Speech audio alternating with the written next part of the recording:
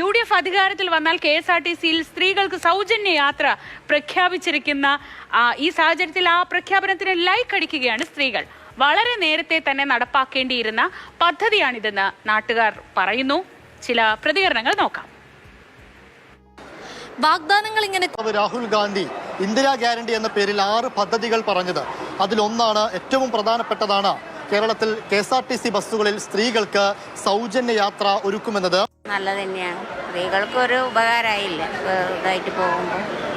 സൗകര്യമായിരിക്കും, ഞങ്ങൾക്ക് ഇതുപോലെ നാട്ടിൽ പോകാനും കാര്യങ്ങളൊക്കെ സൗകര്യമായിരിക്കും. ഇതൊക്കെ യാഥാർത്ഥ്യമാകും, നടപ്പിലാക്കും എന്നൊക്കെ അവർ പറയുന്നു. നടപ്പിലാകുമെന്ന് കരുതുന്നുണ്ട്. എന്താ, എങ്ങനെയാണ്? നടപ്പിലാക്കുമെന്ന് കരുതുന്നു. ഞാൻ എന്തും ഡെയിലി പോയി വരുന്ന ആളാണ്. അപ്പം എനിക്ക് ദിവസം തന്നെ 140 രൂപ ചെലവ് വരുന്നുണ്ട്. അപ്പം ഈ ഒരു കാര്യം വരുവാണെങ്കിൽ ശരിക്കും എന്നെ സംബന്ധിച്ചിടത്തോളം ഭയങ്കര എമൗണ്ട് സേവ് ചെയ്യാൻ സാധിക്കും. അപ്പം നല്ലൊരു തീരുമാനമായിട്ടാണ് ഫീൽ ചെയ്യുന്നത്. സൗജന്യമായിട്ട് കിട്ടിയാൽ നല്ലൊരു കാര്യമല്ലേ. സ്ഥിരമായിട്ട് KSRTC യാത്ര ചെയ്യുന്ന ആളാണ് ഞാൻ. സ്ഥിരമായിട്ട് രൂപ കൊടുക്കണം. 56. ഈ പൈസ അങ്ങ് ഒഴിവാക്കി കഴിഞ്ഞാൽ കൊള്ളാല്ലേ. എല്ലാ സംസ്ഥാനത്തും അത് നിലവിൽ വന്നേ. തമിഴ്നാട്ടിലുണ്ട്, കർണാടകയിലും ഉണ്ട്, ഫ്രീ ആയിട്ട്. കേരളത്തിൽ സമയം അതിക്രമിച്ചു എന്നാണ് അഭിപ്രായം. കാരണം അത് ആ ഒരു നടപടി വരണം എന്നാണ് ആഗ്രഹം. സ്ത്രീകൾക്ക് സുരക്ഷിതമായിട്ട് യാത്ര ചെയ്യാലോ.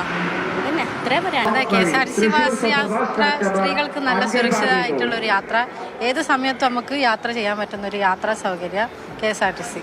സ്ത്രീകൾക്ക് ആ ഒരു സൗകര്യം കൊടുത്തുകൊണ്ട് അത്ര നല്ല ഉപകാരം. രാഹുൽ ഗാന്ധിയുടെ പ്രഖ്യാപനത്തോട് എല്ലാവരും ലൈക്കടിക്കുന്നുണ്ട്.